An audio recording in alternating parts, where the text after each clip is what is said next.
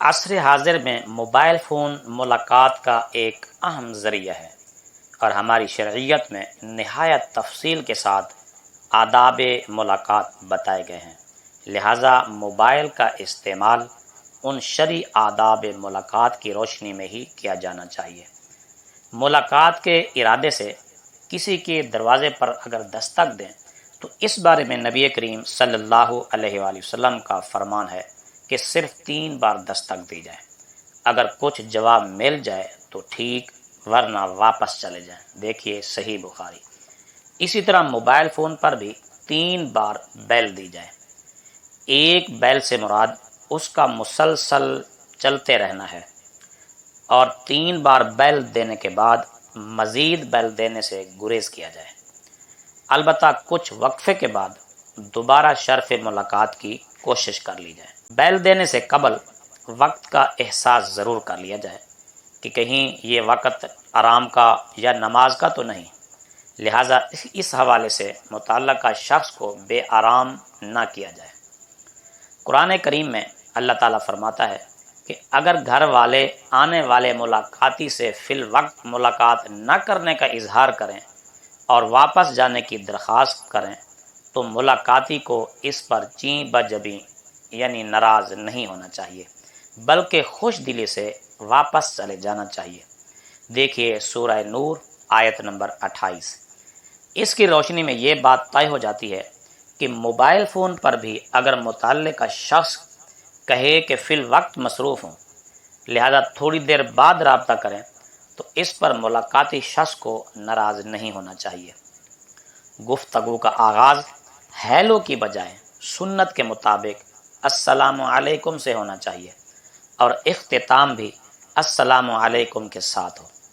بعض احباب گفتگو کا آغاز تو السلام علیکم کے ساتھ کرتے ہیں، مگر اختتام اوکے یا اللہ حافظ کے ساتھ کرتے ہیں۔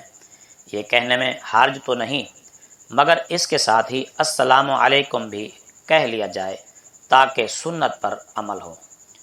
فضول گوئی اور بیہودہ گوئی سے بہر صورت اجتناب کیا جانا چاہیے، ورنہ یہی زبان کا غلط استعمال لوگوں کی ایک کثیر تعداد کو جہنم میں اوندھے منہ گرائے گا۔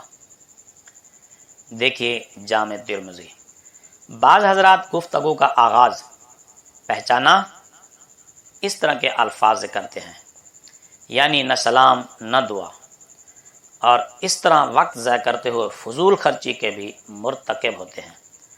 اور بعض لوگ سلام پہچان کے بغیر ہی اصل مدعا کہنے لگ جاتے ہیں اور اپنے کنجوس و بخیل ہونے کا ثبوت دیتے ہیں، جبکہ یہ دونوں طرز عمل درست نہیں۔